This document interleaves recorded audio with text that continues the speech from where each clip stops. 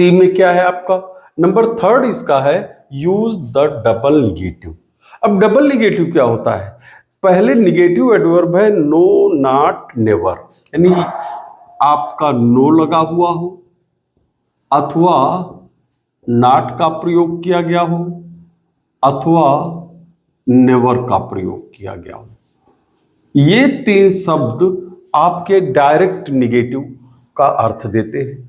इसके साथ क्रिया जो है वो किस सेंस की हो? निगेटिव सेंस की वर्ब हो, और इसके साथ नो, नॉट, नेवर भी दिया हुआ हो, तो ये डबल निगेटिव कहा जाएगा। एज,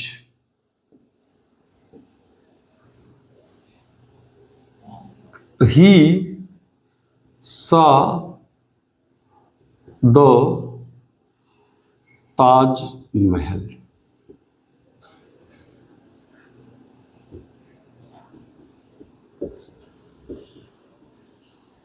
अब जरा ध्यान दो, सेंटेंस है आपका he saw the Taj Mahal. This is the simple sentence in assertive affirmative form has to be change into negative. अब सब्जेक्ट आपका ही है, पर्सनल प्रोनाउन, सा इसकी main verb, finite verb, second form में पास्ट इंडेफिनिट टेंस है।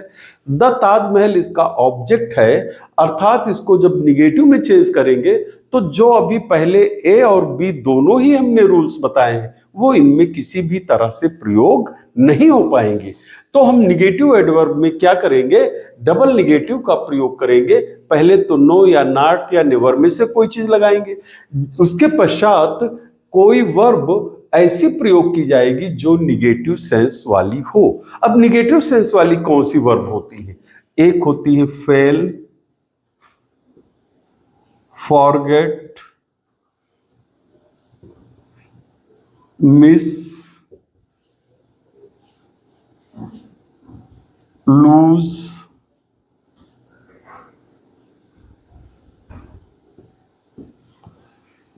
ये जो आपकी verb है ETC,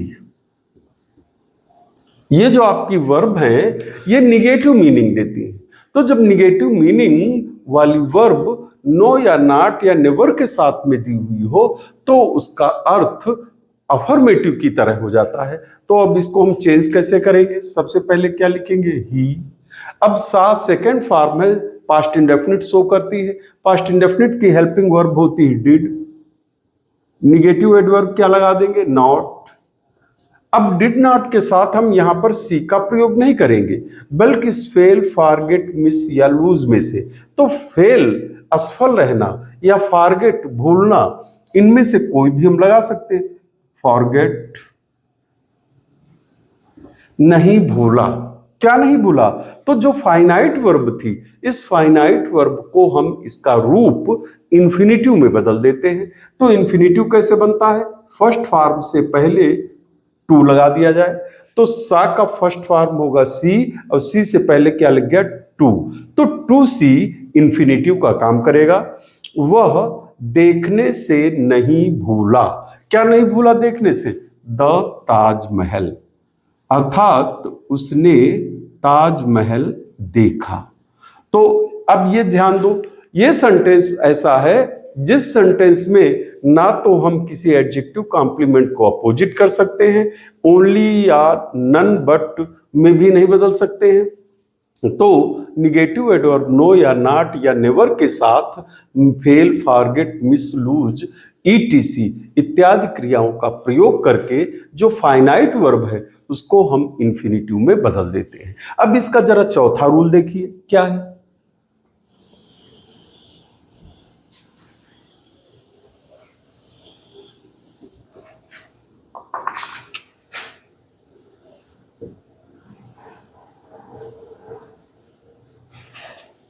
adverb phrase as soon as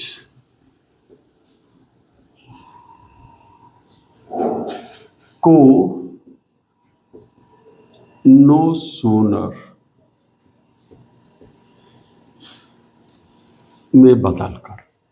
ध्यान दो, चौथा नियम आपका जो है अफर्मेटिव सेंटेंस को निगेटिव या निगेटिव सेंटेंस को अफर्मेटिव में चेंज करने वाला, उसमें हम अगर एडवर्ब फ्रेज है, यानी फ्रेज वाक्यांश जो एज सून एज से प्रारंभ है या नो सूनर से प्रारंभ है, तो उसको एडवर्ब फ्रेज माना जाता है। इस एडवर्ब फ्रेज को अगर निगेटिव में चेंज करना है तो as soon as no sooner में चला जाएगा, नो सूनर आपका एज सून एज में चला जाएगा।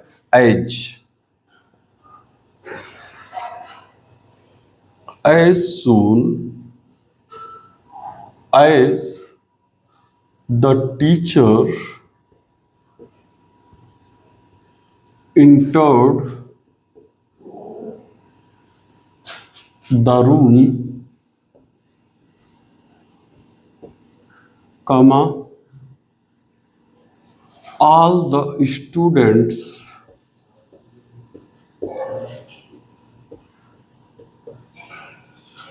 stood up। इसे चेंज करना है निगेटिव में। ध्यान दो बेटा, as soon as, the adverb phrase as soon as is before the subject the teacher, यानी ये आपकी एडवर्ब फ्रेज है। और ये एडवर्ब फ्रेज किससे पहले है? The teacher entered the room, all the students stood up. तो इसको जब निगेटिव में चेंज करेंगे तो एज सून एज काहे में चेंज हो जाएगा? नो सूनर में चेंज हो जाएगा। नो सूनर में बदलते ही हेल्पिंग वर्ब सब्जेक्ट से पहले आ जाती है, लेकिन इसमें हेल्पिंग वर्ब दी नहीं है, तो इंटर्ड सेकेंड फॉर्म है, डिड आ जाएगा। Subject the teacher, first form enter the room, comma को देन में चेंज कर देंगे, ऑल द स्टूडेंट्स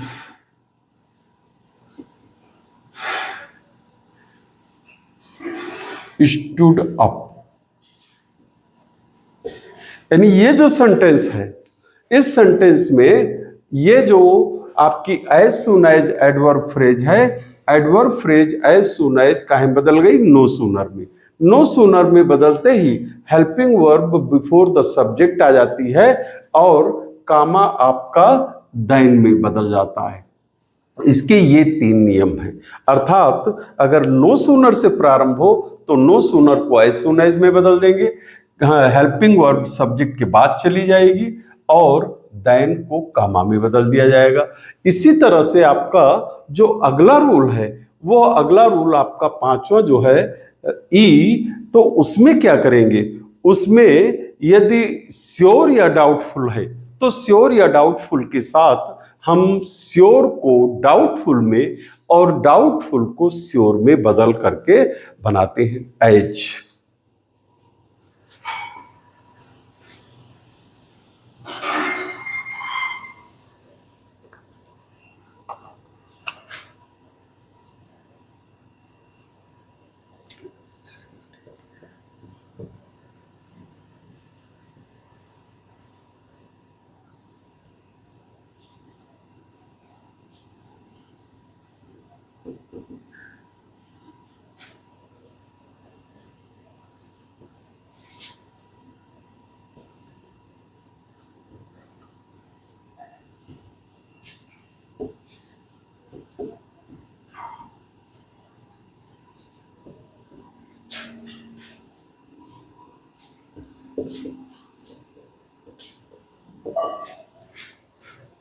इस सेंटेंस में उपर्युक्त कोई भी नियम शामिल नहीं होगा। जब कोई उपर्युक्त नियम शामिल ना हो और वाक्य में कहीं पर श्योर दिया हुआ हो कॉम्प्लीमेंट के रूप में या डाउटफुल दिया हुआ हो, तो श्योर को डाउटफुल में और डाउटफुल को श्योर में बदल देते हैं। अब जरा ध्यान दो, ये श्योर किसका कॉम्प्लीमेंट है? एम का। तो इसको जब निगेटिव बनाएंगे तो इसका हम निगेटिव बनाएंगे, आई एम नॉट। अब श्योर को चेंज कर देंगे डाउटफुल में, वेदर को चेंज, दैट को चेंज कर देंगे वेदर में, इट वाज यू। अब जरा ध्यान दो, श्योर के साथ जैसे ही श्योर को हम डाउटफुल में चेंज करेंगे, इसका कंजंक्शन दैट वेदर में बदल जाता है, जिस वेदर का अर्थ होता है कि क्या, लेकिन यहां पर कि क्या नहीं है, मुझे शक नहीं है क्योंकि चूंकि यह तुम ही थे, तो ये इसमें कहा जाएगा। इसलिए श्योर को डाउटफुल में, डाउटफुल को श्योर में, और वेदर को दैट या दैट को वेदर में बदल देते। इसी प्रकार से अगला जो रूल है, वो अगला रूल बी फार्म को हैव फार्म और हैव फार्म को बी फार्म में बदलने वाला है।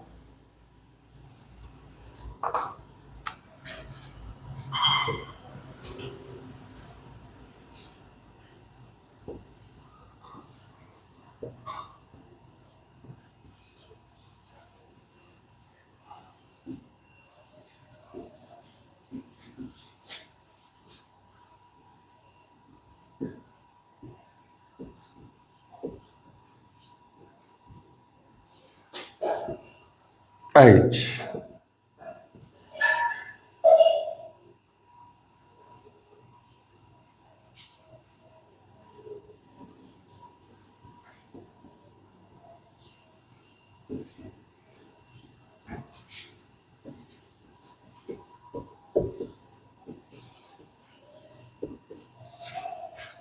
ध्यान दो, have form is change into be form और be form is change into have form. पहले हैव फार्म समझो क्या होता है। हैव फार्म में 3 क्रियाएं होती हैं। हैव फार्म में कितनी क्रियाएं होती हैं? 3। हैज, हैव प्रेजेंट के लिए और हैड पास्ट के लिए। बी फार्म में क्या होता है? बी फार्म में 5 क्रियाएं होती हैं। Is, am, are, was, were. Have form में 3 क्रियाएं होती, हैज, हैव प्रेजेंट के लिए, और इसका पास्ट क्या होता? हैड। इसी तरह से जो बी फार्म है, इस बी फार्म में 5 क्रियाएं होती, is, am, are, was, were. Is, am, are present के लिए और वाज, वर पास्ट के लिए। अब जरा सेंटेंस देखिए आप। Book has pages. Book, the subject book is without any article. When a common noun is used without article, यानी जब कोई कॉमन नाउन, जब कोई जाति सूचक संज्ञा बिना किसी आर्टिकल के दी हुई हो, तब वह अपने पूरे वर्ग का प्रतिनिधित्व करती है। तो बुक यहां पर किसका प्रतिनिधित्व करती है? अपनी पूरी संपूर्ण प्रकार की किताबों की, चाहे जैसी हो। हैज रखती है, पेजेस पृष्ठ, यानी पुस्तक में पृष्ठ होते हैं। अब इसको जब निगेटिव में चेंज करेंगे, तो निगेटिव में चेंज करने में इसमें नॉट लगाएंगे, तो बुक हैज नॉट पेजेस हो जाएगा, अर्थ गलत हो जाएगा। तो हम क्या करेंगे, इस हैव फार्म को कहाँ बदल देंगे? बी फार्म में। बी फार्म में प्रेजेंट की क्रिया है इज, एम, आर और पास्ट की क्रिया है वाज, वर। तो हैज की जगह पर हम इज, एम, आर में से लगाएंगे। बुक यहाँ पर सिंगुलर नंबर है, तो इसको हम क्या लिखेंगे? Is, book is. अब निगेटिव एडवर्ब नॉट लग जाएगा। इसके साथ एक विदाउट जो आपका एडवर्ब है, बिना, ये भी निगेटिव का ही अर्थ देता है, विदाउट पेजेस, ये हो जाएगा। यानी बुक बिना पृष्ठों के नहीं होती है, किताब बिना पृष्ठ के नहीं होती है। यानी किताब में पृष्ठ होते हैं, अर्थात किताब बिना पृष्ठों के नहीं होती। तो बी हैव फार्म को बी फार्म में बदलने पर नॉट लगाएंगे तो उसके साथ विदाउट आएगा, या बी फार्म को हैव फार्म में बदलेंगे तो नॉट हट जाएगा और विदाउट भी हट जाएगा।